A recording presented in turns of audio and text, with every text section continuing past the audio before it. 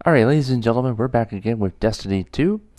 So, with the Curse of Osiris expansion officially released, we're going to be breaking down all new Curse of Osiris exotic weapons and armor, and we're going to throw in something else as well. Exotic ghost shells. No joke, exotic ghost shells. They're here. So we're going to break down everything here, starting with the weapons. And I've actually got one of those 5 new weapons that you can get in Curse of Osiris.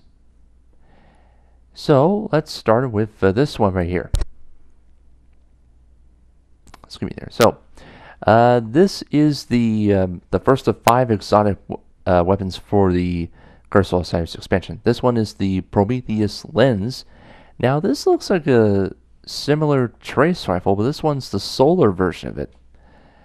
And that actually looks pretty good. This is more like the same weapon as the Cold Hard, but again, it has a solar version of it.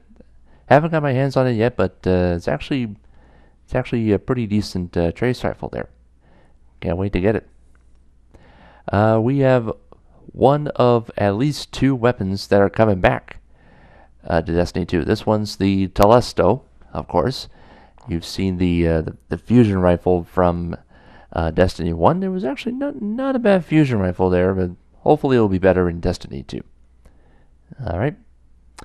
So that takes care of that one. Next up we have, as fans are calling it, the Red Death hand cannon, but it isn't. This, well, technically it is because of the sword right there, but this one's called the Crimson hand cannon.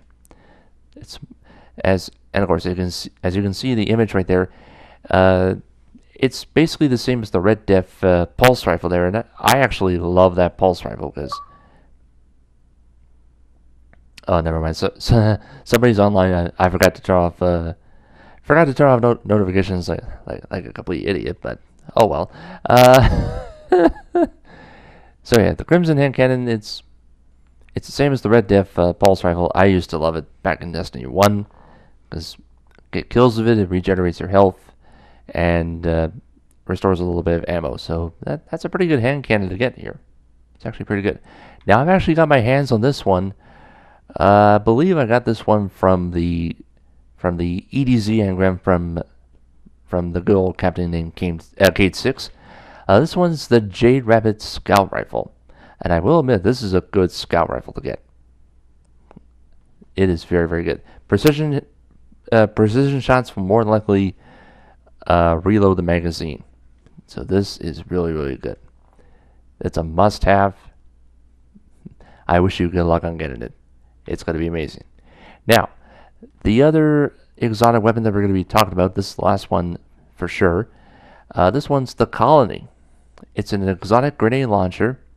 And as mentioned, as you saw in the trailers, I believe, where the Guardians were firing grenade launcher shots, once it fires, it deploys like little spiders going after those Vex or Guardians, whatever. But this looks like a pretty interesting weapon to get. So I got one of them with 5, got 4 more to get.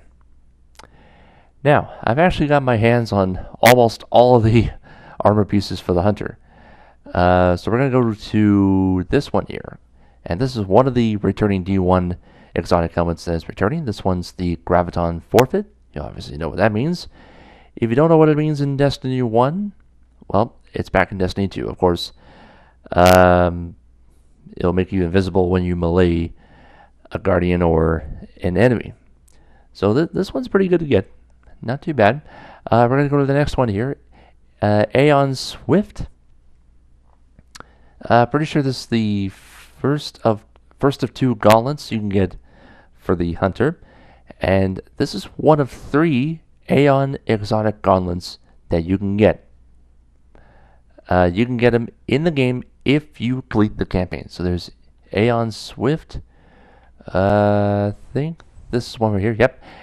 Aeon Safe. This one's for the Titan. And again, those are the exotic gauntlets right there. And no, that's not it. Yeah, that one right there. The Aeon Soul. This one's the exotic gauntlets for the Warlock. Okay. All you have to do is complete the campaign, and you'll get those gauntlets just like that. Okay, the other exotic returning from Destiny 1, this one's the Shinobu's Vow. Alright, and this is actually a pretty good exotic gauntlet. I definitely don't mind that at all. The only armor piece I'm missing for the Hunter, surprise, we're a couple of days in, this one's the exotic leg armor called the Gemini Jester. Not a bad leg armor piece there. So there you go. That's 4 for the Hunter. We have 5. Oh, sorry, 4. 4 for the Titan. I'm still missing the Lion Rampant. Haven't got them yet. We have 2 helmets for the Titan. This one's Kifri's Horn. Now, as you mentioned back in Destiny 1, there was the exotic gauntlets for the Hunter called Kifri's Sting. Alright? A little bit of history for you right there, so pay attention. There's a little bit of history being made. The Kifri's Sting was introduced in Destiny 1. I believe that was House of Wolves back in late year 1, I believe. Maybe in year 2, I don't know. But it's one of those 2 years for sure. So we now have Kifri's Horn. So we almost got the full exotic set right there. I wonder in Destiny 3 or 4 they may just release the whole Kifri set. That would be wonderful. This one's everyone's favorite exotic helmet for the Titan. It's returning to Destiny 2 called Helm of C14. Pretty good armor piece there. We already mentioned the Aeon Safe. And the last new exotic armor for the Titan is the MK44 Standard Sights. That's another D1 exotic that is now returning to Destiny 2. Now we're going to go to the Warlock. We have 2... Oh, sorry. No, sorry. That's the Crown of Tempest. Sorry. This one's the Stag. Alright. So we have another D1 exotic coming back to Destiny 2 called the Stag. How about that? And another D1 exotic called Ovidian Aspect. So you know what those 2 exotics are. And we already know the Aeon Soul. And the last exotic we're going to be talking about, for the armor that is the Vesper of Radius. Okay, and this is a quote from Ikora Ray from On Circles Volume 12. Dawn like so, the Rift Circle reinscribes planetary energy as a destructive force. So there you go. That's all the weapons and armor right there. Before we wrap it all up, we're going to throw in something special. We're going to reveal all 6 exotic ghosts for you. This one here, this one I would love to get right about now. Sagira's Shell. Alright. Loyalty does not mean obligation, only justice is blind. I so want to get that ghost shell so bad. That is really good. Sagira's Shell. She was good in the campaign. I don't blame you one bit. Next up we have the Electronica Shell for ghosts who love to groove. A little bit of a party going on here. Next it's the Fast Lane Shell for ghosts who like to drive fast and look good while doing it. Next up it's the Fire Victorious Shell for ghosts with fire inside of them.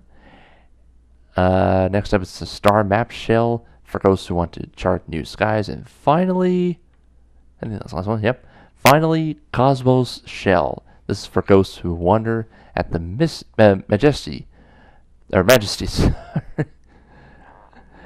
Hopefully I'll talk by the end of the video.